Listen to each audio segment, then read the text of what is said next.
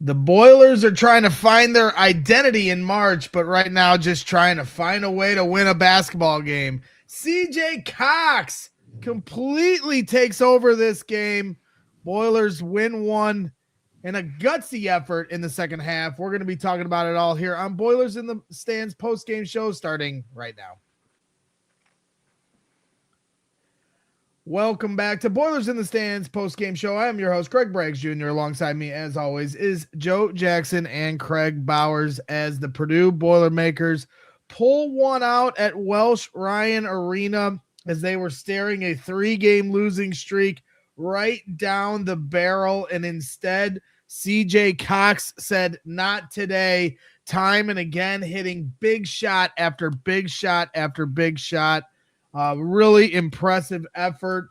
You know, it's one of those games where you could easily point to many of the negatives that went on throughout this game where Northwestern led for the majority of this basketball game. But at the end of the day, as we all know what's going on right now with this Purdue basketball program, they're trying to find themselves. And for this team to pick themselves up down 11 at halftime, and for CJ Cox to show that kind of poise under pressure, and mistakes be damned, because there was a few even at the end that might have cost them the game.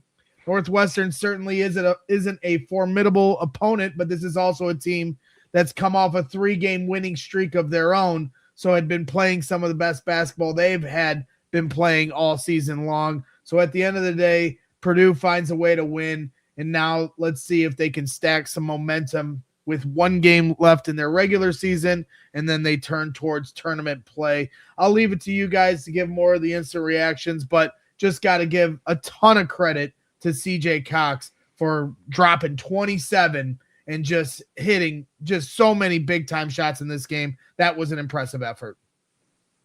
Yeah, and I mean, CJ Cox scored 39% of Purdue's points today. Like 39%. And anybody who watches the show like knows that I'm an unabashed fan of what CJ can do. And like, it's hard for me not to look to next year where maybe he's not the guy that's getting the primary defensive assignment and is like more of a focal point on offense and what he might blow up into next year. But I think the story of the game for me, Greg and Joe, is that to me, and I know Kloff is only the 4th leading scorer in this game, but to me, the 2 guys who came out and were aggressors, whether it was rebounding, carving out space, defensively, whatever, it wasn't the big 3 to me. To me, the 2 guys that came out and were aggressors in this game were CJ Cox and Oscar Kloff. And I thought both of them played really good. CJ's stat numbers come across way bigger than Oscar's, but I've got some positive things to say about Oscar as well. But I mean, like, what CJ did tonight is what you feel like every time the ball leaves his hand, you're like, that shot's good, even when it's not good. And tonight was one of those nights where every time it left his hand, primarily it was good. I thought he was really good defensively. There was a couple of times where it looked like he got burnt. And honestly, I thought that was primarily on the guy that he was supposed to be forcing them to, or somebody else missing a rotation. Like, just all around, I thought CJ's game was absolutely incredible. And I get to shine in my moment as a CJ lover and saying he needs to be more involved in everything that's out there. But I thought Oscar Kloff also came out just really, really aggressive tonight. So to me, that's the story of the game, is like we were looking at the big 3 to step up. And again, Oscar's stats aren't necessarily going to say it, but I thought those 2 guys just came out and responded to the call after what went down since the Ohio State game. It was weird for me because I was, in terms of the first 10, 15 minutes, like I honestly, I thought Kloff was very hit or miss. And I thought like CJ, I had looked down at his box score maybe 25 minutes into the game. And I was just like, how does he have like 17 points right now? Like, it does not feel like he's been that impactful. Not that he was playing poorly, but just was one of those. It was just like, oh, didn't realize he was kind of doing as much as he was. And then obviously he just drills everything in sight down the end of the game. I thought Kloff did a good job. I thought Kloff the first handful of minutes looked pretty like he was just adjusting to the game, and I think he adjusted quicker than pretty much everybody else. TKR, I think TKR finally calmed down probably halfway, honestly, somewhere kind of around the shoulder injury, like second half of the second half. I thought he started really calming down. Obviously CJ makes the shots, which is incredible, but like two of those big time shots come because of TKR's ability to short roll or decision make the right pass, something that he struggled with mightily for the first 30 minutes of the game or so. There's obviously a lot of negative, but I think it's important to also focus on the positive of like Purdue found a way to win this game in a very emotional road game for Northwestern, obviously with Nick Martinelli having his senior night, a game where in the first half, I thought, like, I'm not saying that Purdue's defense was great. I thought it was fine. I thought Northwestern was hitting a bunch of tough jumpers. Like even Martinelli wasn't like going crazy. And then obviously he started really get going in the second half. And even those looks, at some point it's like, all right, he's isoing and taking 9 dribbles and getting to a little 12-foot floater fadeaway. Like at some point you kind of just tip your cap, right? But this is a team that still was able to figure it out with Smith struggling, with Smith and TKR struggling for large portions of the game. And yeah, I mean, I was like, you can't say enough about what CJ did with the shot making, especially down the stretch. Just incredible stuff. No question. And that's why I think it was, it was appropriate to start the show this way. I mean, we can piss and moan all day long. We understand that this is not the vision to end the year. When you looked at the final couple games on their schedule, as we thought this was going to go before the season started, and even as they were 17-1 to start the year, they were 7-0 to start the Big Ten. And that was like one of their best starts in the Big Ten play in like 10 years or whatever it was. And the fall off has been precipitous. And the way they played in this game, the large majority, I think we were all getting ready to come on this show. And if anybody watched our last post-game show, after they fell to Ohio State, we didn't mix words. And I certainly wasn't going to again. There is a level of defeated mentality you start to have just as a fan watching them, because they just are seemingly a shell of themselves. And watching the majority of this game, it was pathetic to watch them try to, it just did not feel like they were going to win this game. And yet they just kept chipping away. And you got to look, obviously the second half effort was phenomenal, right? It was phenomenal. And, they're able to find their offensive rhythm, knock down some threes, Kloff, getting it inside a few times. But, this team's just got to find their heart, man. And if that's what CJ did tonight to lift these guys and pull them to a win, because they could have easily laid down. They were down 11, right? And they came right back to start that second half, found a way to tie it fairly quickly, and then they traded punches the rest of the way. And each time they took a punch, even with that big 3 at the end, which I don't know how Fletcher Loyer comes off his man with 0.8 seconds on the shot clock, but he does. Guy knocks down a 3, and you're just thinking to yourself, that's it. You're on borrowed time, and that's the game. And instead, they come back and respond once again. And that's what it takes in March at the end of the day. You're not going to have perfect games, but how do you play when you're not playing perfect? Other guys got to step up. It wasn't Braden Smith's night. I don't know what's going on with him right now, but for the majority of this game, it just kind of floating around, and there's a confidence thing there to me. That's just how I see it with my very simplistic fan eye watching it. He just doesn't look like the same Braden. I mean, the way, like they have never, like Painter said, I think it's like they had never seen a double team before. They're just getting swallowed whole. And Joe, you'll have to explain that to me, because they had him bottled up, in the first half. So, I'm not going to forget, some of the talking points that I thought I was going to have if they ended up losing this game. I thought it was a really lackluster effort from the majority of the players on this team. But it wasn't from CJ Cox, and it wasn't from Oscar Kloff, and it wasn't from Trey Kaufman-Renn either. It isn't always pretty with Trey. I've said this for years. It is not always pretty with Trey, but damn it, the guy plays hard. And I think at this point for Purdue fans, that's all we're asking of you here in these final couple games. You're going to have to play pretty in March if you want to win in March Madness. You're going to have to make shots. But right now, as you're trying to get out of this funk, just play hard. And I think a lot of fans with some of the bad taste in their mouth would let some of the mistakes go if we saw the right level of effort and intensity. And there was many times throughout this game I was questioning that, but from the three guys I mentioned, I was not, and they did enough to pull out this win on the road here tonight in a place that they've been known to lose some games. Yeah, I think there's also, like, this was a game where the others by design had to win this game. Like, Northwestern's defensive system was built on, they trap Braden pretty much every ball screen. They were double teaming the post on the catch, at least on TKR. Kloff was a little bit more delayed, it felt like, with the double. What that means is, like, at some point they're fine with CJ Cox and Jakari Harris and Jack Benner, etc.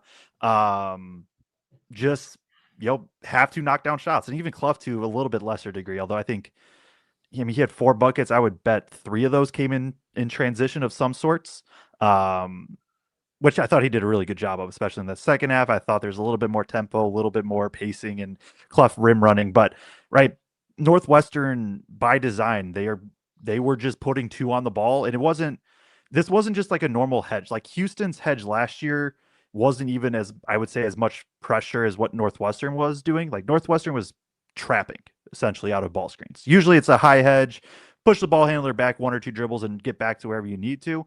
This was like, no, we're like, get the ball out of your hands. Purdue can play 4-on-3. That's fine. Like, we don't care.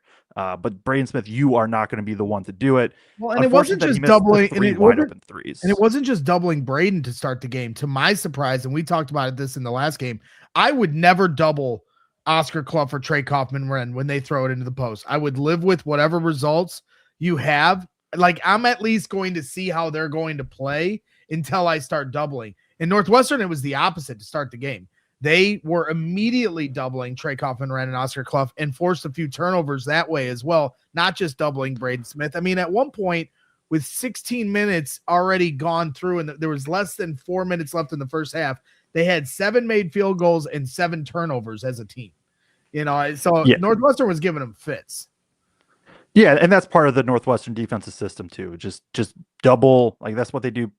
They've done it a little bit less this season than what I kind of in the past, but still, their core identity is to double the post pretty much on the catch and just this is a team that they play a couple bigger forwards, but at the same time, outside of Page, they don't really have like a true big. Even Tyler Kropp, their backup big, I think he's more of a 4 long term for Northwestern. So that's the way that they have to try to get out of it. And credit to Northwestern, because I thought they were just incredibly active too from the jump. Like, this is a defense that struggled for a lot of this season. And this was I know they ended up losing and Purdue figures it out, but the first 20 minutes was some of probably the best defense they've played this season, or among the best. So I do want to, I know this is Purdue podcast, but I do want to shout that out because it was just one of those things that was like, I was not expecting to see this level of defense. Obviously Purdue's play doesn't help. The other thing you have to think about when you play Northwestern is you will always play them 5-on-6 because Chris Collins is always on the court at all times. That's the one thing. He is great. He's got Painter's number a lot of times, but get off the court. He's always on the court, and it pisses me off. I'm sorry. I had to throw that in there, but he is. You know he is. Yeah, he is. I've always thought of like I don't know if it's realistic and maybe be unsportsmanlike, which is why like you wouldn't coach it, but like there are plenty of ways where you can like have Loyer, who's in that corner in front of Collins. He run the play on the opposite side. Loyer, in general, his task would be to then lift up to the wing and just have him trip over Collins. Not like shove, trip over him. He did that. Yeah, he did that like a year or 2 ago, and they didn't call it. So do it again. Yeah. A couple things to your points, Joe. Number one, I gave the shout out to Thornton on Twitter after we were done with the Ohio State Purdue show because we lost to Ohio State, so it didn't feel right to do it during the show. But I just want to give some flowers to Martinelli because he's been absolutely incredible in his time at Northwestern in the Big Ten. Is he leading in scoring this year, or is he second or third? Where's he at right now? Like He's right up there. Yeah, he's right up there, and he led last year, right, in scoring across the entire Big by Ten, like 1 point. He is number one this year. I'm sure he could have left after last year.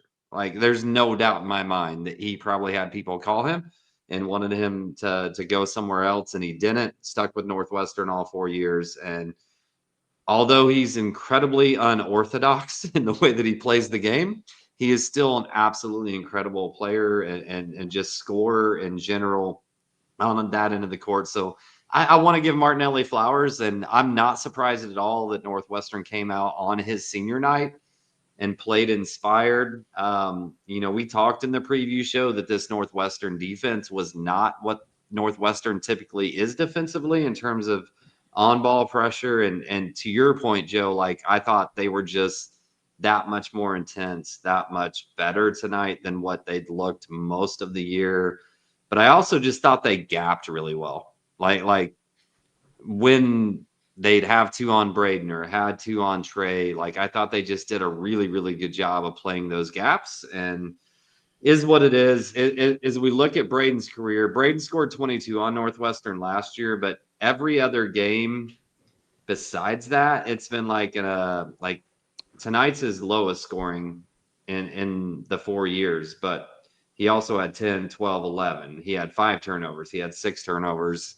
He has 4 tonight, and really all 4 of them just looked bad, just looked like bad turnovers tonight. But I mean, that's to Joe's point. Like, Northwestern is always going to play to try to get the ball out of Braden's hands. So, like, you can't really jump up and down about his 8 points because that's what, like, Northwestern wants to force him into taking tough shots. So he's trying to make the right read, get it out of his hands. I actually thought I know Trey almost ends up with a double-double or does end up with a double-double. I don't know where he actually ended up, but I thought in the first half that, like, Trey forced it too much. Like, they were sending 2 at him. You had guys that were open. You had guys for good looks. And in most of the year, Trey has made the right read and kicked it out. And I thought early on tonight, when we got in that 8, 9, 10, 11-point deficit, that Trey was trying to do too much and just needed to make the right read, make the easy pass, and let somebody, like, let Fletch, let CJ, let Jakari, whoever was out there, trust him and let him knock down the shot. Yeah, and that's, I think, where the last 10 minutes or so, he finally kind of got to it. But yeah, I agree. Like, the first half especially, I'm gonna look at, I would expect most of his turnovers. Yeah, 3 of the 4 came in the first half. But yeah, he was able to eventually figure it out, but definitely contributed to the slow start for Purdue. Yeah, and I know CJ had 27, but did you see how many times he was clapping when he didn't get the ball? Like, there were so many times where, like, they put 2 on Braden or Trey, and he was over there like, I am on, give me the damn ball. And the ball didn't get to him. And it's just like, it was frustrating at times of just like, make the right read, man. Just make the right read and kick it out. Whether it's him or Loyer, Jakari, whoever it is, Benter, whatever. But, like, to me, that first half was a lot of, we're just not trusting everybody else around us and making the right read. And at the end of the day, I mean, you credit CJ and the couple guys we mentioned for pulling this game out, but I think this is now the 6th straight game the opposing team shot over 50% from the field. So 5th or 6th straight. Regardless, I think it just underlines what the overall problem with this team is, and more times than not, they just can't get stops, and so, CJ bails them out tonight, but there was just a few different instances. Kraig, you were, it was almost like you spoke this CJ game into existence, because in the first half, it was like 19-14. Purdue was trying to climb back into it. They get a 3, I think, make it 19-14. They immediately give up a three on the other end, and there was three in the corner from Jaden Reed. And, I text the group chat between us three, who was that on? Because there was three Purdue defenders kind of bottled up by the paint. CJ tries to spill out late. It goes right down the well, 22-14, and then they just started to extend the lead from there. And then that's when Kraig just started dunking on me the rest of the night for CJ threes. But it was fine. It was fine. I was totally for CJ hitting all these threes. But and then the second half. All I said was CJ came to play tonight at least. Well, and to Joe's point, when he said he didn't realize it when he was at 16, when you said that, I didn't really realize he was even on at that point. Then he hits a three to get to 12. I'm like, oh man, he is heating up here. Well, he did more than that after that. But then we had another instance in the second half where they get it to 38-34. CJ knocks down a three to make it 38-34. Then they give up a Martinelli three, and then a turnover, a terrible turnover right after that, and a layup for Martinelli right underneath the basket to make it 43-34. So they're fortunate to find their way out of this game, because this game looked just like the Ohio State game in many ways in terms of not being able to get a stop. And I think the difference in this game was they found the guys that can make some shots.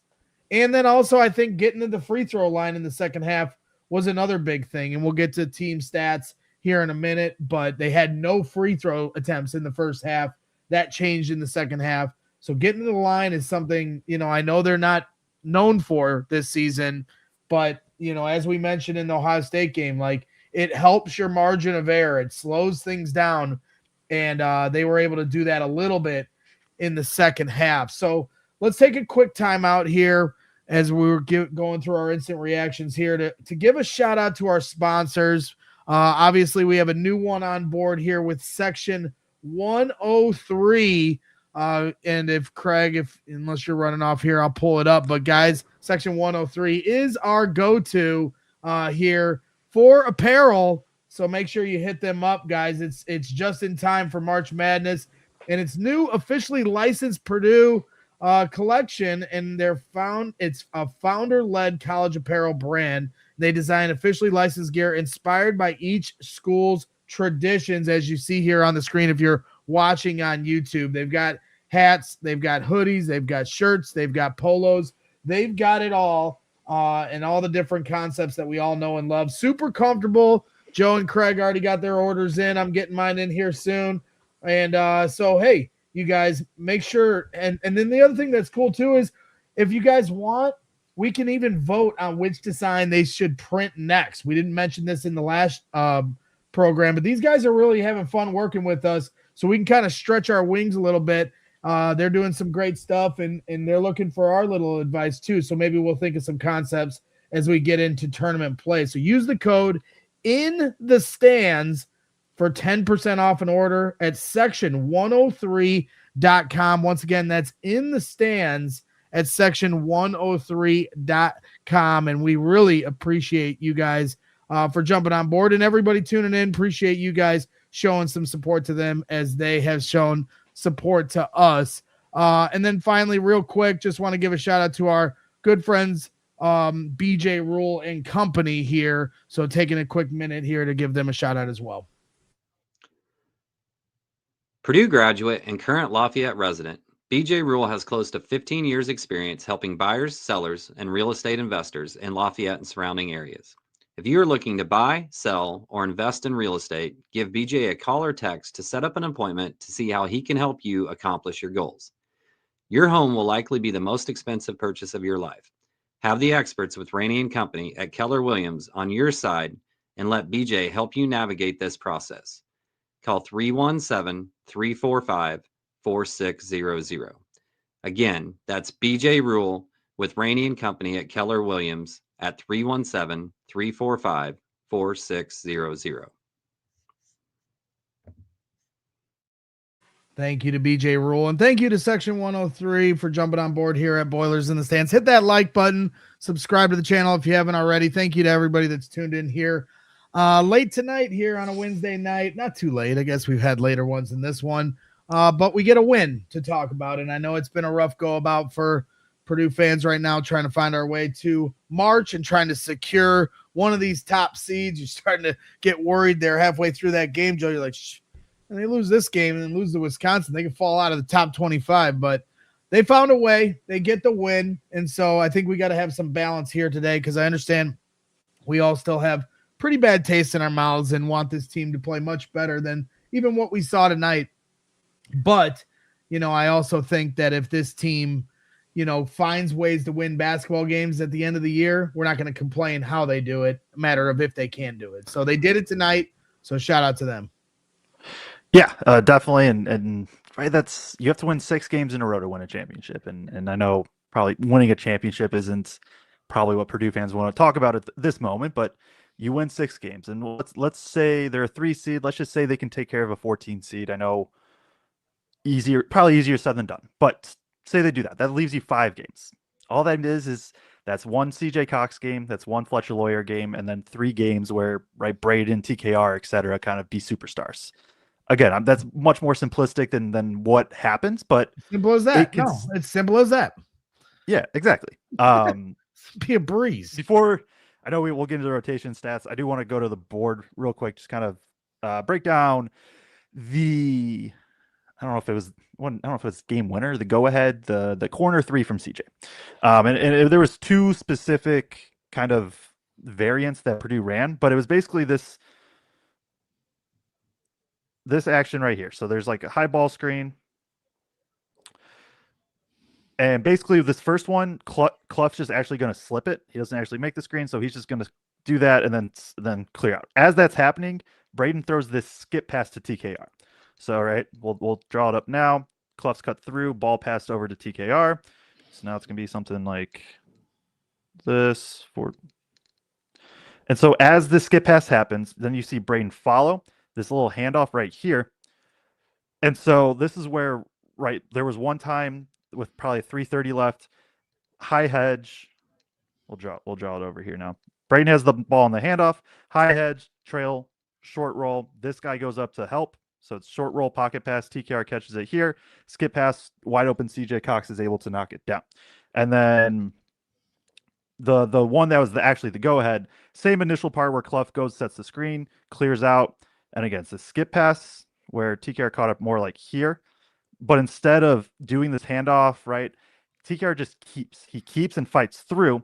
And so you saw this defender right here because he is expecting it to be a pick and roll. So he's expecting this defender to have to jump, which then means this help is his responsibility. And Northwestern in general is really wanting to step up.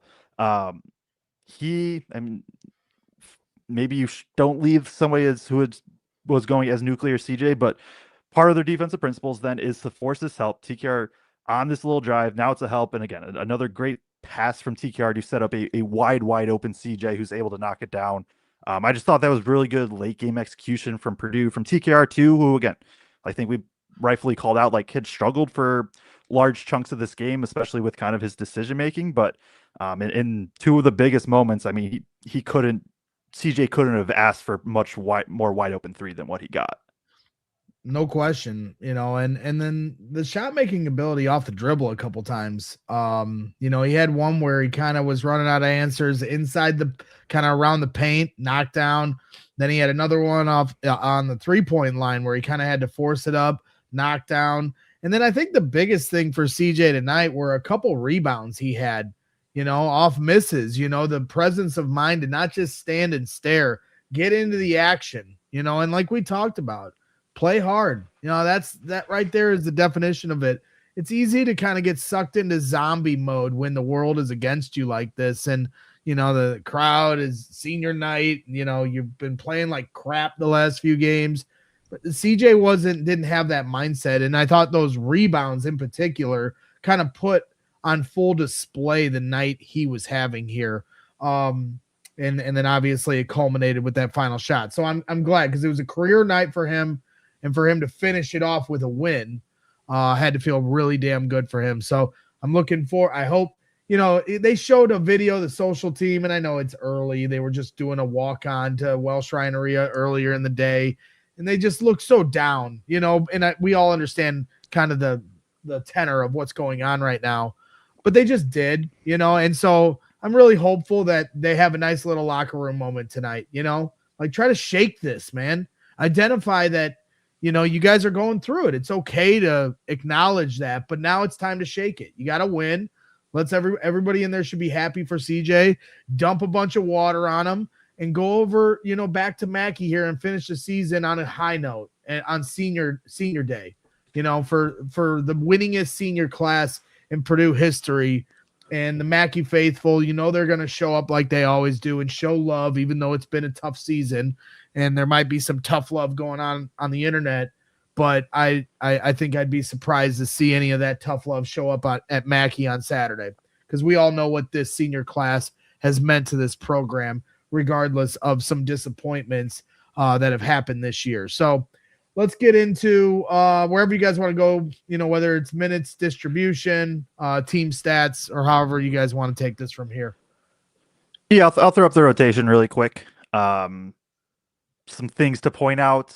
Purdue just goes small for the non-Kloff minutes in the second half, with TKR or I guess it was only 1 minute, and then it was actually Jacobson did come back in. Kloff played a ton of minutes in the second half, 17 of the 20. CJ plays a ton of minutes, obviously, with just the heater that he was on. Other than that, everything I think pretty straightforward. Purdue or Painter starting to leave that CJ in for a couple more minutes than normal to start the game. I think that's been the thing for the last 2 games now, where he's out there for 6 or 7 minutes instead of the 4 or 5 that he's been. So that would be the other thing to monitor. The second half distribution for CJ can be very normal. It's very much just I realize now I just have the wrong one up. That makes way more sense. This is Purdue versus Ohio State, buddy. I was just like, why is this? This doesn't make any sense with what I was remembering.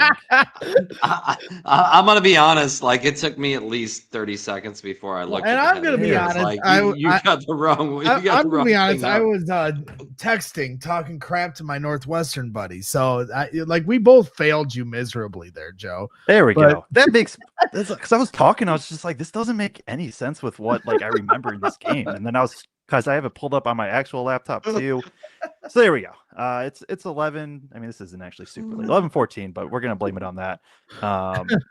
So here is the real shot chart. Kloff plays a large percentage of the second half minutes. They like the matchup, and especially, like I said, I think Kloff settled down after his first stints, and then he played very well. CJ plays a bunch of minutes, obviously, with just how he was cooking. The second half, like I was saying, was very much, I think, in line with some other second halves where if he's cooking, they're just going to let him go. First half, was a little bit more extended. Braden plays all 40. I think just that shocked me when they said in the second half that he had gone coast to coast in the game with a few minutes left. They said it in the broadcast. I was like, wow, really? I mean, he played so poorly. And so I guess that's just Painter's. Yeah, but Greg, what's the alternative? Based on the way Northwestern is playing that point guard, if you put Omer Meyer in that spot, where they're like hedging up that high on him and shooting gaps like they are, like it's not going to be better with anybody else than Braden. I'm not saying that. It just surprised me, but so. I guess it was no time for sending messages or anything of that nature for Painter. And also, I probably think there's an element of you're in a funk and you are going to play through it, and they need him, they needed him. And he knocked down some free throws at the end.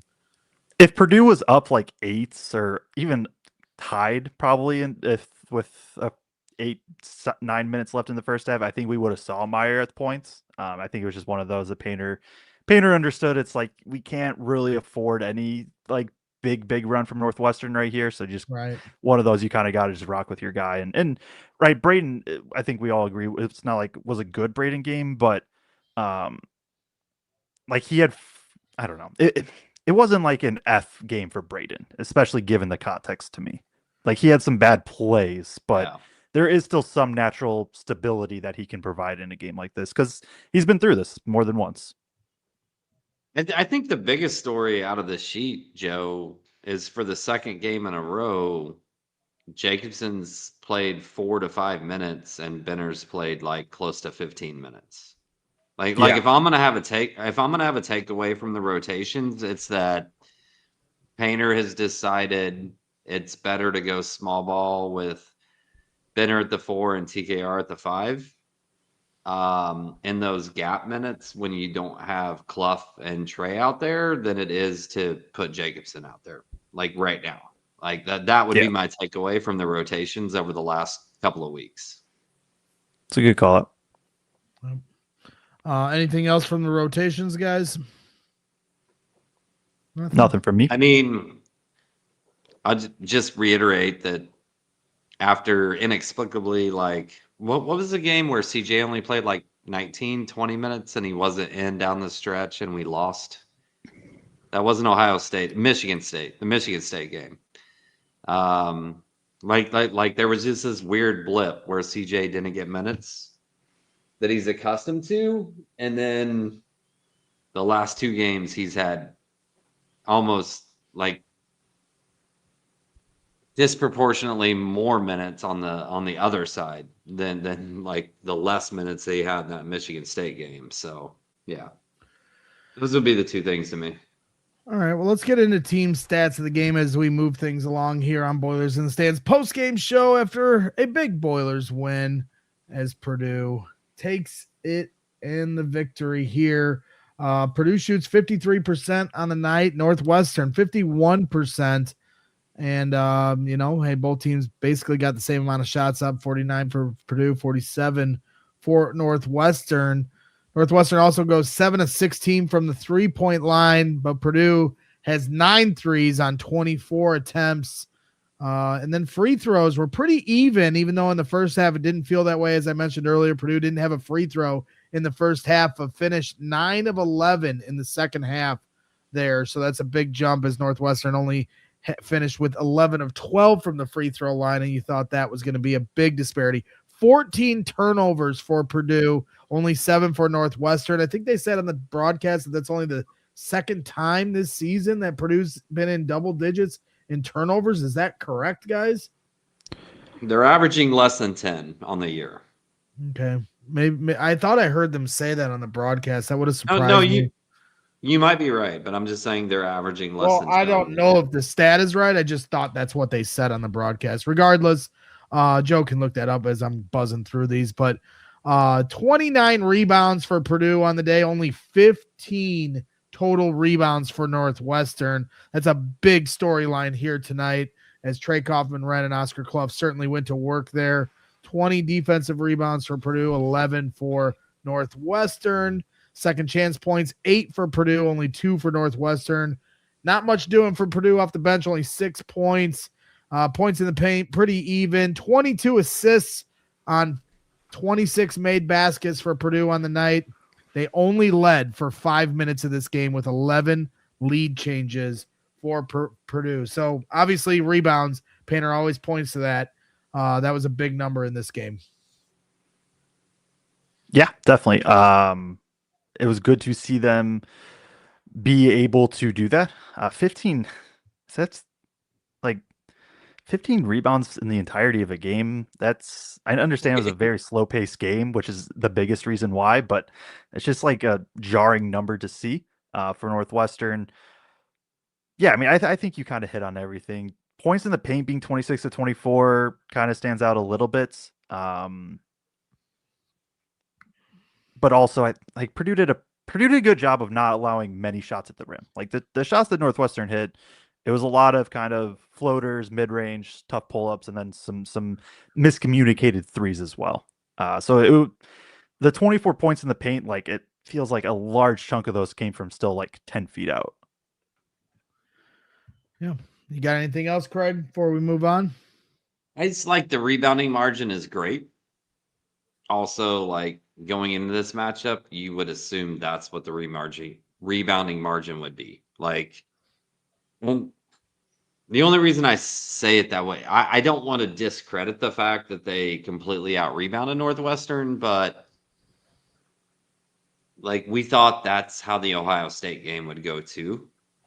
So like, I also don't want to give too many kudos for just doing what you should do when you have as much of a size advantage as what Purdue has relative to Northwestern. So Like, it's great, but let's not just assume that's going to happen every single game necessarily. No, and you can't rely on your bigs at all times to get those rebounds. As I mentioned earlier, CJ Cox had a couple big time rebounds and putbacks. Braden Smith, as Jason Depew says here in the chat, had a few key defensive rebounds. One at the end in particular, where he went up with one arm and got it. That's the kind of effort they need, to add to that total. Yeah. The only other thing I would say now that I think about it is like the free throw thing. Us not getting a single free throw in the first half, and I know it ends up relatively even at the end, but they had to foul once or twice right at the end. Yeah, maybe it was only once. I don't know, but when you have the size advantage that Purdue does, you would assume that they're going to dominate the free throw advantage, and like we just, I'm reiterating things that I've said all season long, but because of the way our bigs play and the way they get their points, like we just don't get that free throw advantage that Purdue fans are used to seeing all the time. And in the first half, when we couldn't hit a shot other than CJ from outside, like that gets sketchy because like there's CJ times didn't you make a need, shot in a three in the first half also. I thought I said a shot. Did I say okay. a three? I don't know. My bad. Continue. Sorry. I thought I said a shot from out. Like he hit several like 15 to 18 footers. I still I consider think he that had from outside. 2 of them, right? And then he had the little putback on the offensive rebound too. Mm-hmm. Joe, why do you have to have an impeccable memory? I'm 48. I don't remember like you. Okay, just like My bad. it's okay. It's okay. It's not okay.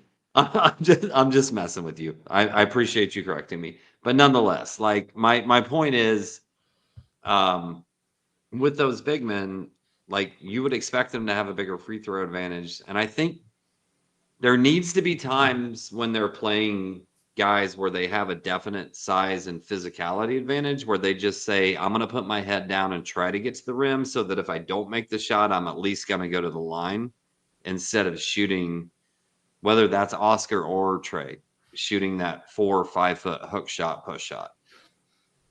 Yep, absolutely. All right. Well, guys, as I tend to do on these shows, I'm going to abandon you. I'm heading to the airport at 4 a.m. tomorrow. So wanted to hang out with you guys. I'm going to Arizona for a little spring training baseball trip with our CHGO sports team. So I'll do my best to try to make it for Saturday's post-game show. I'm sure it'll be a little delayed with the senior day festivities, so we'll see how that works on our end, but I want to try to get a little bit of rest here before I got to get on the road to O'Hare here in a little bit. But appreciate everyone tuning in. I'm happy for Purdue Nation and all the Purdue fans out there that Purdue found a way to get a win, because I know how stressed this fan base has been, and there's been a lot of turning on each other here lately, but you know what? It's time to band together. It's the end of the season. It is what it is in terms of our expectations of what this season were and what it is now. And they still have every opportunity in front of them. And now they got to play with a little more heart, fire, and desire. But that also, there's a little bit on our end as a fan base to have their backs a little bit. It's okay to be critical, and we have been on this show. But I hope everyone that's going to the game on Saturday at Mackey has these guys' backs and put our expectations to the side, and then we'll get to tournament play and see what's what. So that's it for my send-off. Happy for CJ Cox. What a game from him, and just happy for Purdue in general, because I know everybody, the team, is reeling, but so is the fan base. So that was my Midwestern goodbye. That's right, Tammy. So off to Arizona. Boiler up. I'll see you guys here in a little bit. I'll let these guys take it home. Hold on, Greg, real Yes, quick sir. before you leave. Yes, I just sir. want to say that my favorite thing about you is that you will just drop this shit mid-show, and like we don't even know. We don't know. Yeah, you don't know. Keeps us on our toes. Like we are finding out right now, Well, just I like just, fans like, of the show are finding out. Yeah, I know. I want to be a part of this stuff. I always leave you guys high and dry. I didn't want to come up with the excuse like, hey, you guys handle this, I'm going to do this, because I was going to be up stressing about this game. So then I at least get to come on here and enjoy a win. If they had lost, I'd have been pissed. So everybody I wants me to love you. be I love you. muted. I love you. I love you for it. I just think it's funny that like we find out like literally in the same moment the fans of the show find out that you're bouncing off the show. Yeah, well, I got a lot going on, and I'm sorry. But I love you guys, and you know how much I appreciate you. And I love all of you in the chat, even the ones that want to mute me. And don't forget, I can boot you from the chat. So say it again, and I'll see you at the Big Ten tournament and give you one, right? Not you, SLK, because you know I love you. Boiler up. I'll see you later. Have a good night. Yeah, let's If it give was a me, shout out real quick.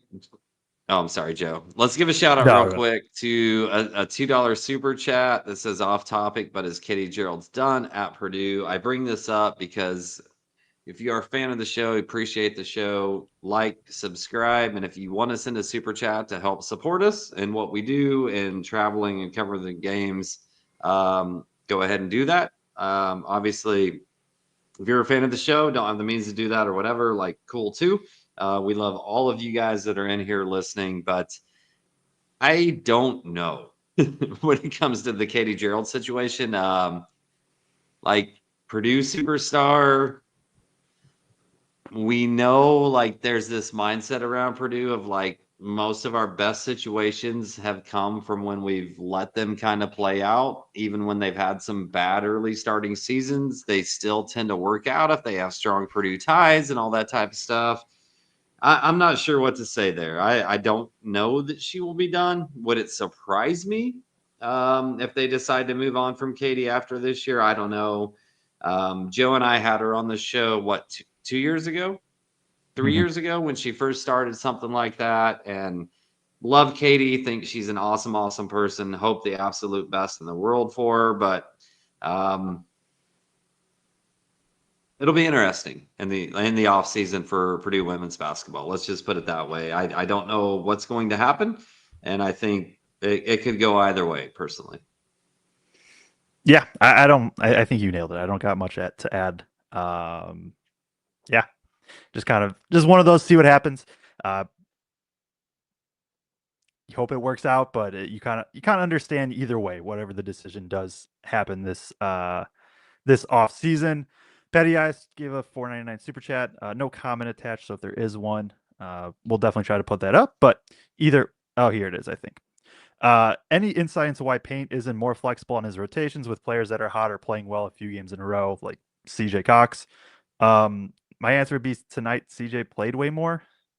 I think first half he's stricter of just like they have a bunch of data and stuff on like when you get guys to certain minutes, like after playing so many minutes, their production really starts to drop. And so I think in the first half you see more of Painter trying to stick more to script to kind of preserve that. But in the second half, and I'm not saying he's perfect at it, but like he's been very willing to let guys go, especially like if it's CJ's cooking or right. We've had the couple random like Jakari games or Meyer games where those guys are just hitting. Like he's let them kind of run. So, and again, I don't think I'm not saying Painter's like perfect at it, but I think that's kind of the rationale behind it.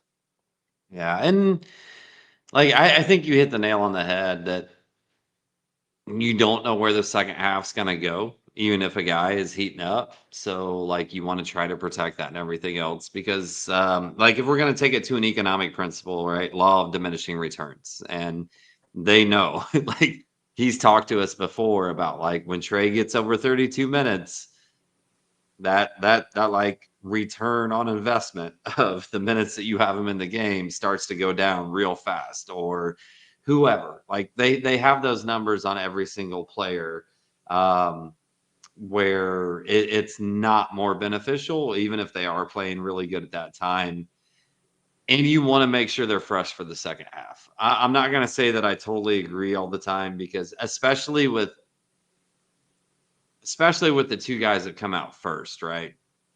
Because Braden, Fletch, Trey are going to stay in for 6, 7, 8, 9 minutes, depending on who they are in that first rotation. And for me, there's been times where CJ or Kloff came out at that first time out because that's when he always brings them out primarily. That I'm like, no, like let CJ cook or let like Kloff is dominating the glass, like let him cook right now, and just wait until we get to 5-6 minutes in and a foul and pull him out. But I understand it, but I also understand the perspective of the fan in terms of why they're asking that question.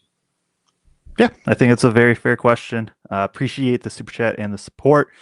Let's get into some of the player breakdowns, and we're already 50 minutes in, and I mean, a few guys probably don't even have much to talk about, but I assume we're gonna start with one CJ Cox. I know we talked about him a bunch, but we'll get to kind of add some more praise as we go through. 27 points, 10 of 13 shooting, 5 of 8 from 3, 2 of 2 from the free throw line, 3 offensive rebounds, 3 assists, and no turnovers in 28 minutes of play. Before I throw it to you, I kind of have I guess a question. I have a question and then I have a follow-up and then I'll let you kind of go again.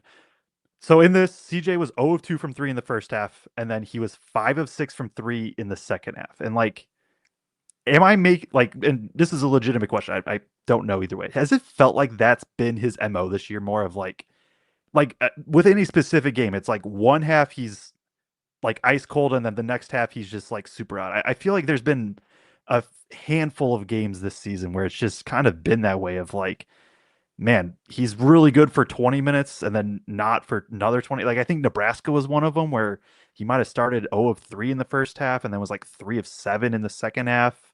Or it could have been That's his reversed. second highest scoring game in his career, I believe, right? The Nebraska game. You think he had 23? Pretty sure. He had 11, or was there last year in Nebraska? Did he have 23? Yeah, I was Oh talking no, about no, this yeah, year. last year. I'm sorry, Last year was the Nebraska. 23. You are Yeah, correct though. yep. That's a good question. I haven't really noticed it, I guess, but I don't know. Like for me, it's just most games he's on so low volume, and unless he gets like if he hits 2 or 3 in a row, then they feed him. You know what I mean? So like I guess it's hard for me to read that in real time because I'm like, oh, he went 0 of 2 in the first half. Well, shit, he only had 2 shots. You know what I mean? Like Fair. he's not a high volume shooter on offense, so it's hard to read that. I think that's part of why I'm so excited about him next season, where I feel like he's going to get 8 to 12 shots every game, absolutely, no matter what, just based on who the personnel is going to be next year, and that volume is going to play out percentage wise consistently more. But yeah, I don't know. I guess I hadn't noticed that necessarily, but I can understand where you're coming from. I threw it to you in part because it gave me enough time to look up stats. Not Yeah. including today, so this would move it back actually towards more even. First half of game, CJ is before not including this game again, 41% from 3, and second half 32%. So But then today he was 5 of 6 from 3 in the second half, so that'll jump the numbers back up. But that's what I got. I'll throw it back to you. Wherever you want to go with CJ. Wait, weren't you saying I thought you opened it with saying he got going in the second half more, or you were just saying he would be going more. It's just in one the or first the half other, or the second half. Yeah. Right? But like, what's his total shot? Like, what's his average shots in a game? Yeah, like it was slightly over 2 per half, pretty much. Yeah, I mean, like, I don't know. I think that's hard to gauge when that's his volume total in both halves. So, yeah.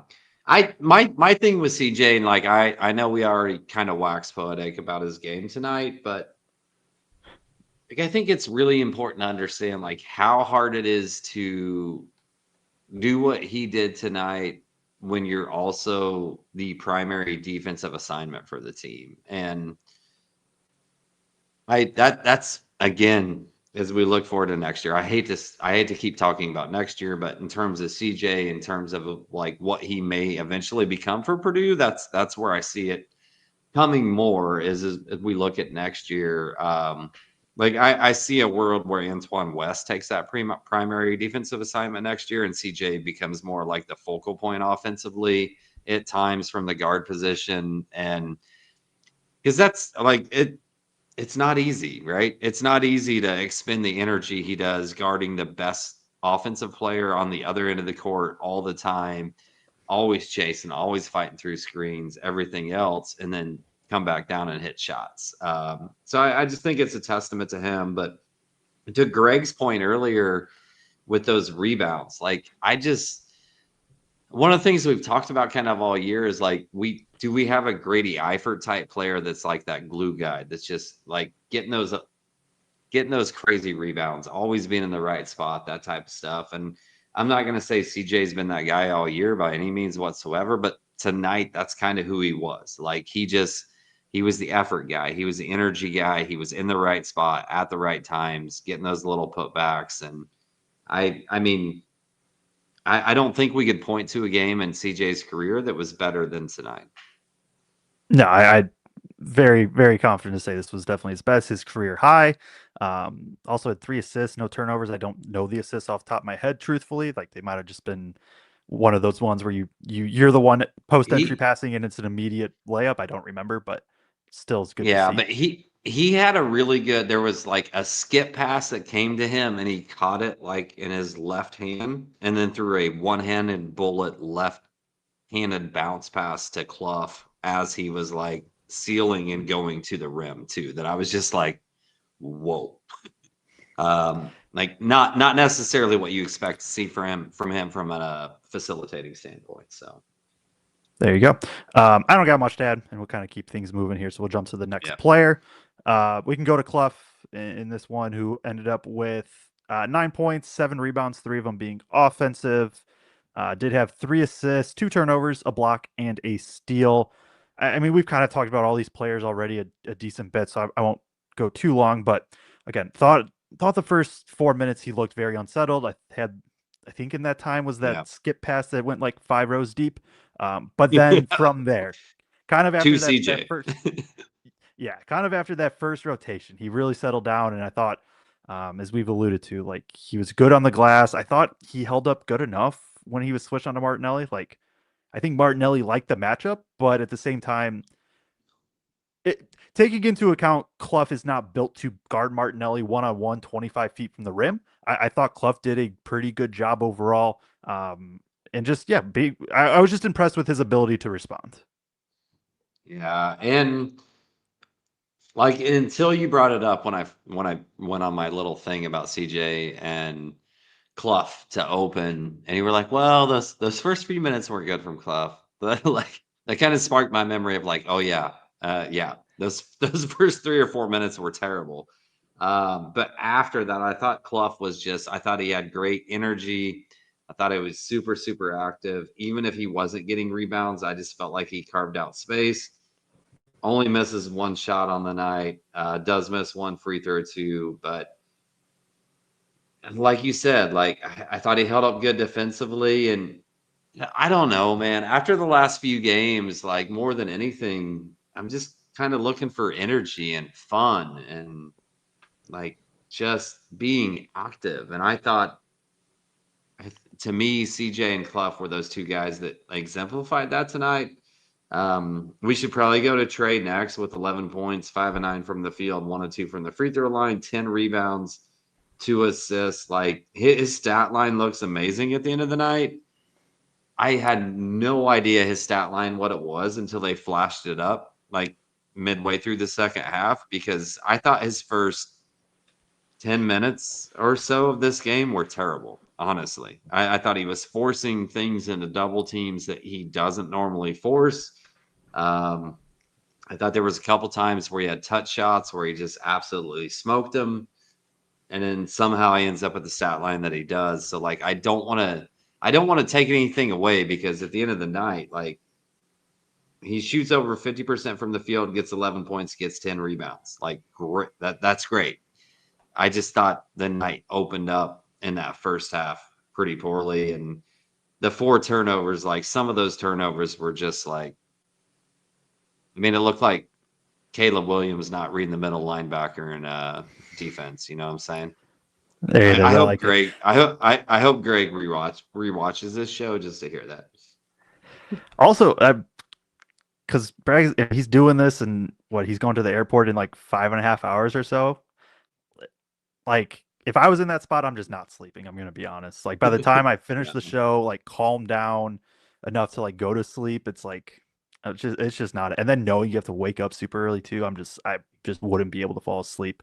TKR. So like I thought the first half, honestly, the first half, even maybe the first couple minutes of the second half, but first half. First half was poor, like very poor. 4 points, 2 of 5 from the field, 3 turnovers, no assists, did have 3 rebounds, and then the second half, really really good. 7 points on 3 of 4 shooting, 7 rebounds, 2 assists, only 1 turnover. I thought it felt like he was, and I think TKR he'll do this. He gets this at times where it's almost like he's overamped to start the game. And I think like he saw right away, it's like, okay, this is a physical game. You have to read properly, etc. And he was just like over amped to start. So makes some bad passes, forces a little bit, tries being almost too physical, which isn't necessarily the worst problem for Purdue to have from a player. But then the second half calmed down. It was like, okay, no, got a couple quicker seals down low where he's able to get some looks. Like I highlighted on the board earlier, had those 2 great assists to CJ Cox in very big moments. So really important second half from him and what he was able to provide. Are I guess you we'll. are you worried at all? Because like I feel like a lot of times this year, it's been like, well, Trey started slow, but the second half was incredible, and it ended up being okay. Like when we get to the Sweet 16, Elite Eight, like, are you worried that there's some consistency to Trey starting slow in terms of his shot making? I mean, I think it is concerning, and some of it's going to be matchup based for sure, right? If he can get 1-on-1 and just get a couple closer ones to go, I think that bodes well because it just really sets up the rest of the offense. But at the same time, that means you got to be able to make them, and it feels like in bigger spots, it's more noticeable that he struggles just quickly early on and then finds his rhythm. But I know that like Purdue they want to establish the post early and then from there kind of work through the rest of the offense. But it's almost like TKR needs it to be reversed of like work him into the offense. So it's this kind of balance that can be a little bit tough. Yeah, Um, I'm 100% with you on that. yeah. So let's jump to Braden then. I know we talked about him some. 7 points, 1 of 5 from the field, 5 of 5 from the free throw line, 3 rebounds, 9 assists, 4 turnovers.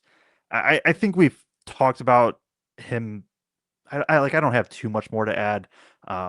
He missed 3 wide open catch and shoot threes. That's just not something he normally does. That's one of those just unfortunate variance things that goes against him, right? If he makes 2 of those, it's completely different game and etc. But um, I think you nailed it earlier of just like the turnovers were just like weird. Like he just like kind of just dribbles the ball out of bounds and then whips it backwards. It just little things like that where it wasn't always the like pressure I think that got to him. It was just like just randomly being a bit lackadaisical. Because then outside of those, like again, I don't. It's not. This is not a game where Braden is going to have an A+ game just by nature, how Northwestern Right. played, but still ends up with 9 assists. Still did a good job of leading the team, or leading the offense and kind of setting things up. So I don't know. It's kind of one of those that just sort of ends up a wash to me. So how do you grade it out? A, B, C, D, F. It's like given the context of what Northwestern was doing, like I don't know, C minus, something like that. Like a little bit below average. I was gonna go a little bit higher than you than that. I was gonna go like B minus C plus. Because I do think, right, like Northwestern's entire defense was aimed at not letting Braden do anything. So Yeah. get the ball out of your hands, da da da. But like we said, I think out of those 4 turnovers, there was only one that I really felt like was caused by Northwestern pressure extensively. I thought the other 3 were just like, what are you doing?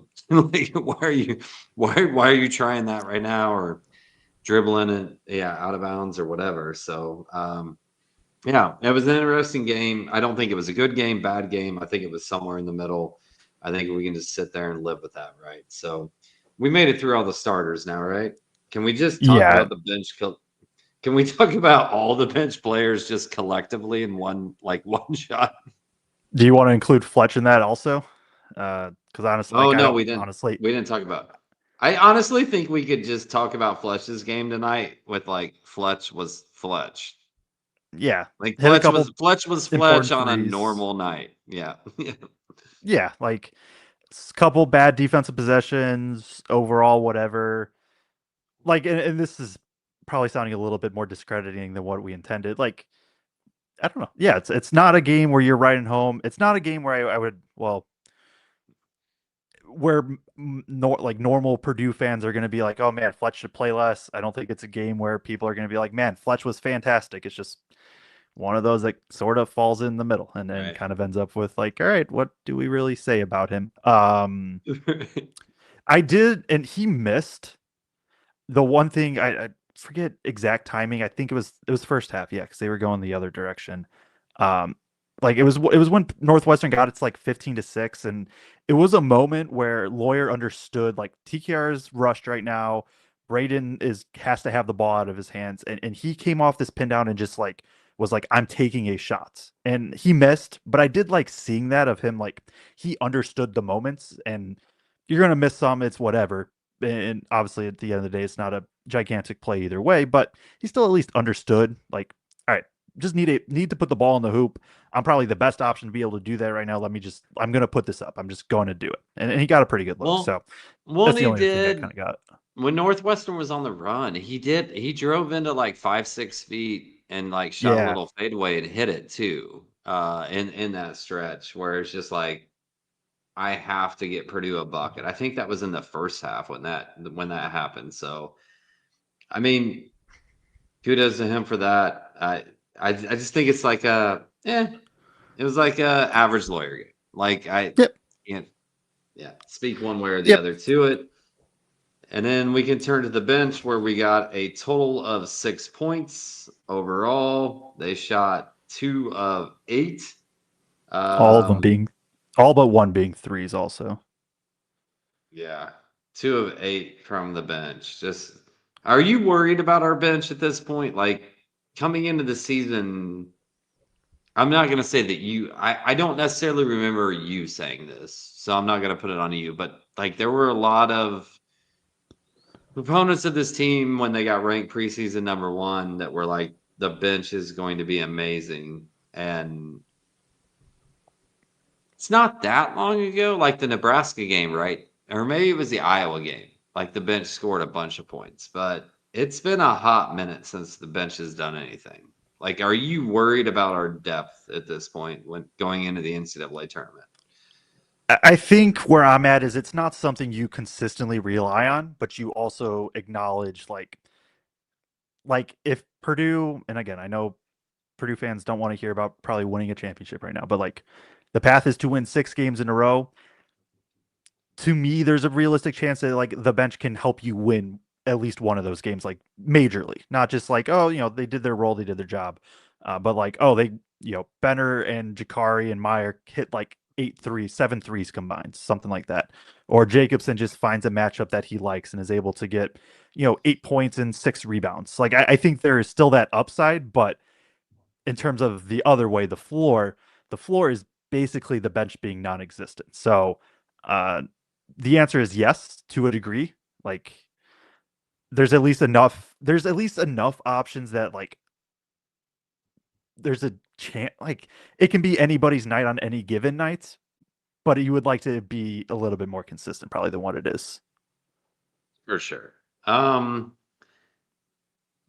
couple of comments are coming in about Benner being minus 14. Honestly, I think that's primarily that Purdue's biggest advantage tonight was rebounding.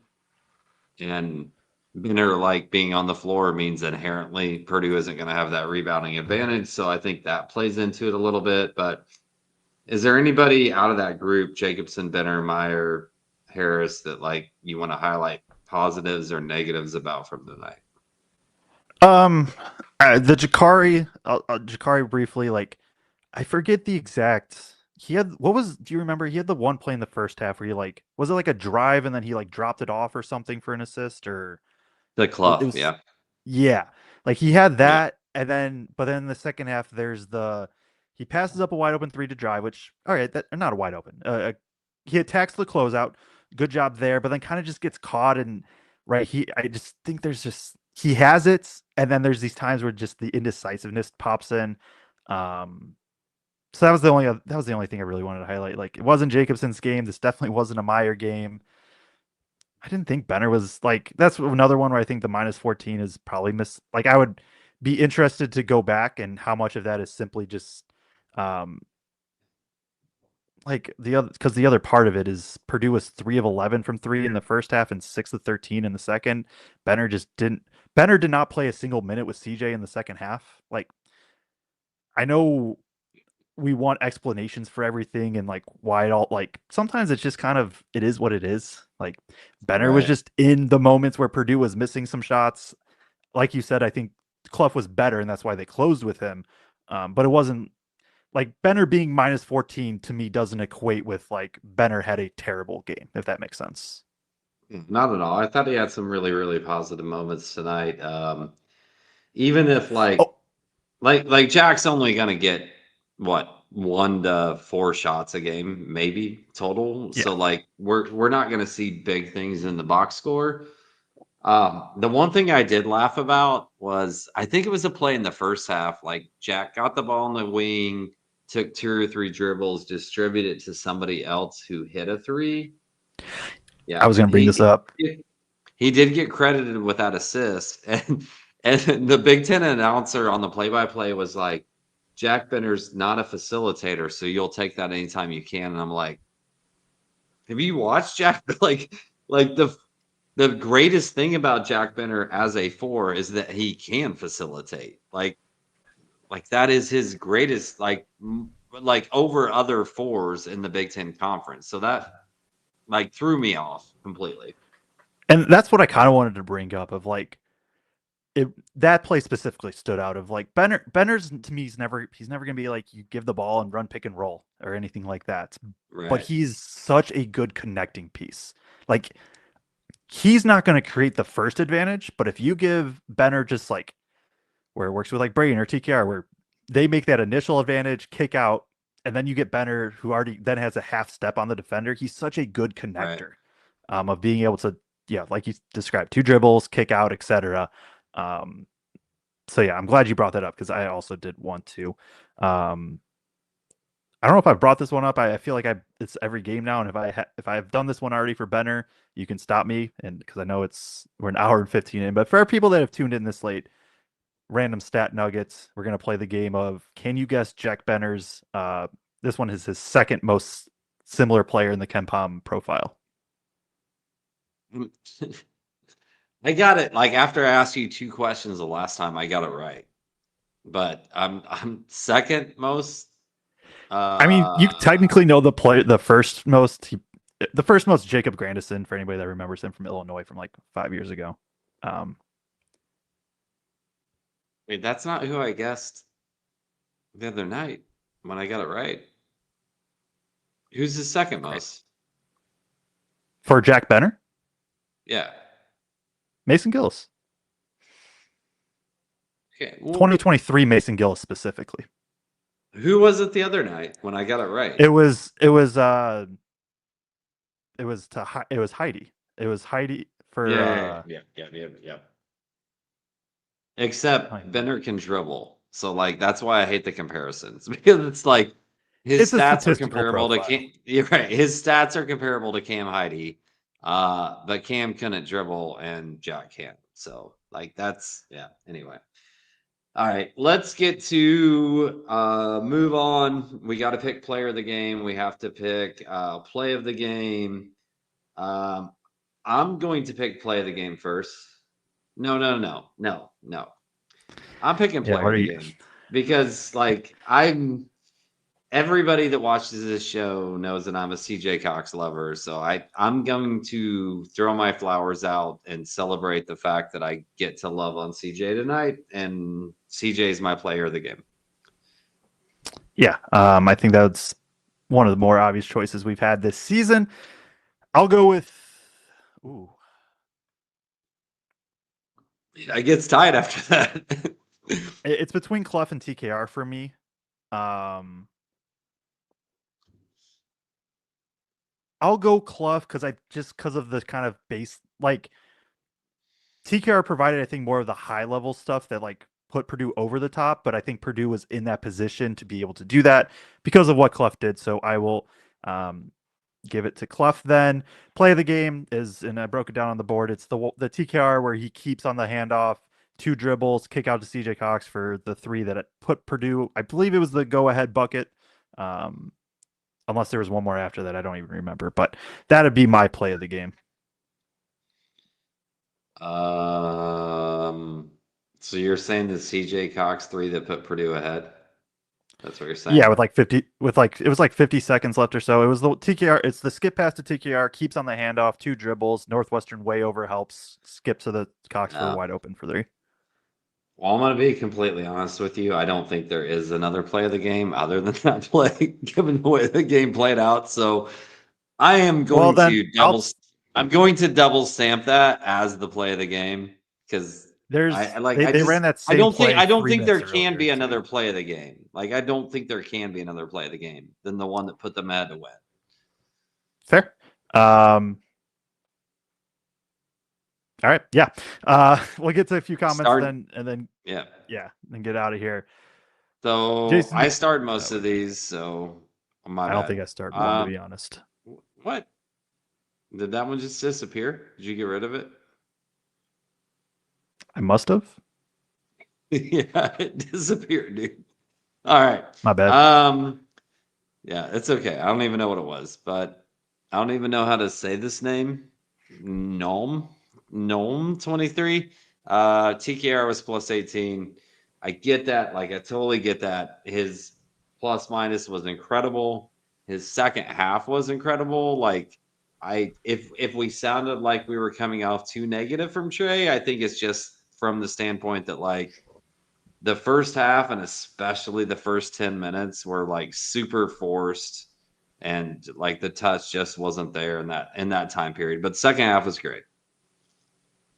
Yeah, I'm with you there.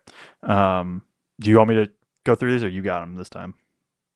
I got them this time. All right. So I am Saluki says another terrible bench performance with 6 points. I like from a scoring standpoint, the bench wasn't there. Did you? Because like I felt like on just the little things, defense, carving out space, rebounding, that type of stuff. Like I thought the bench was actually okay tonight. I didn't look at the bench and be like, man, they played terrible. They just didn't score tonight for me. But what was your take? Yeah, like the bench in general, like I mean, it again, Jacobson really struggled, and Meyer did, and not even Meyer struggled. It just there wasn't a lot of like impactful plays, but there wasn't a lot of like, oh man, those were really bad plays from them. Like, yeah, that's the best way to say it. Like I didn't come away tonight saying the bench was really impactful or they were really negative. Like to me, they were just complimentary to starters that were going off. So, all right, we've got a couple of comments about our advertiser. Mallory Bowers says, I love my Section 103 shirt. That may or may not be my daughter. I may or may not have paid her to say that. I didn't. She actually does truly love her shirt. And just to back that up, Jason Depew says, I love the R House shirt. Check out the R House shirt in their profile. David Head says, I'm just going to, this is long. I'm just going to say it. I'm tired of the thought process that Painter has of only running stuff for our top 3 players, and the other 2 guys are just out there for kicks, kickouts, or release valves. Have some plays for all 5 spots, and then run stuff for whoever the top hot hands are. Also, I think that makes it harder to scout us and even defend against us. I started this, Joe, because like, as we've done the show over the last 4 years, there's been times where I'm like, I want him to get the ball to this guy, even if he's not the best at it, especially in the beginning of the season, just to like give him time to get game time with it and develop it. Is there any part of you of like, hey, like it's super cool that Fletcher, Trey, Braden can go out there and score points, but like, should we be trying to develop Kloff and CJ more, feed them more to make us just more versatile? As a scoring team and make defenses more off balance. In theory, it sounds really nice, is where I'll start. Like, in theory, it sounds great. In practice, it gets a little clunky, I think, of like Purdue plays so few possessions anyways, right? They're a very slow team. You really value every possession. And it's not to say that like CJ and the others aren't capable. It's more of like what does that possession look like? Like you're running pin downs for CJ and just kind of letting him cook, and it can work. I don't know. Like I see. I honestly I just see both sides. I think there's the one side of like, yeah, this team has some skill elsewhere that like they can tap into. On the other side, like today, the easiest way to start an advantage was to put the ball in Braden's hands and run a pick and roll because they were just putting two on the ball. And so, right, CJ gets going in especially from three in large part because of the advantages created for him. And I know he created a little bit of his own, especially in that first half. So I'm not that is not to discredit him at all. And also, you still have to be able to make the shots. And Right. CJ was one of the only ones to be able to do that actually today. So I just go. I know it's just kind of standing in the middle, but I do see both sides of like it would be nice to have that, but also when you can just almost manufacture a good look 90% of the time by just putting the ball in Braden's and TKR's hands, like it's not a bad offense either. I go back and forth on this because like the top college teams over the last few years, especially to me, like have had a kind of a trio that they focus on. That score most of their points, that are the focal point of the offense, everything else. But do wish at least like when they get going, just feed them. And tonight, I felt like they primarily did. But again, I felt like there were lots of times in the first half where CJ's like clapping his hands, like, give me the damn ball. Like, I'm hitting, just give me the ball. I'm open. And it didn't get to him. So I'm somewhere in between, I guess, on that. As we look at that. So Dennis Shasty 7868 says, and CJ on Martinelli. I think that was when I was talking about what CJ was doing offensively, and he threw in there the fact that he was having to guard Northwestern's best players. So yes, I agree with that. Which that was a late game switch by Purdue because he did not start on Martinelli. He started on Reed for a large chunk of the game. There was possessions where he would get switched onto Martinelli, but because I noted it because I was shocked because I thought CJ would be on Martinelli. But to start the game for a large chunk of the game, I think he was on Reed. And then second half, especially late, once Martinelli started cooking TKR and Kloff because Purdue was switching that 4-5 action. That's when the down the stretch, I think he got specifically put on him. I could be wrong, but that's kind of how I saw it. So who did you see on Martinelli in the first half as primary assignment? TKR, but acknowledging that Purdue was switching 1 through 4. So like a plethora of guys. I guess like in my head, most of the times Martinelli drove CJ, like he was trying to attack CJ. So in my head, I thought CJ was on him. But like, yeah, I could have definitely missed like the initial lineup there in terms of how they were lining up. Okay. SLK Boiler says, Woo needed that win for 1999 super chat. Appreciate you, SLK Boiler. Always a big supporter of the show. Appreciate that all the time. I'll let you take the next 3 home, Joe. Brad Whitmer says camera totally caught Braden giving the head and eye signal to CJ on the out of bounds. He did. Layup. Yeah. That cut. That was a very good play too. That was first half. Like it zoomed in and Braden just went like this. Like you saw him go like this, and then CJ cut, made that layup. It was beautiful. It definitely was. Salty B with $10 super chat said, thanks for the time and energy bits puts into each show. Always great content. And Jason the Pew with 9.99 says, thanks for the show, guys. Everyone hit the like button.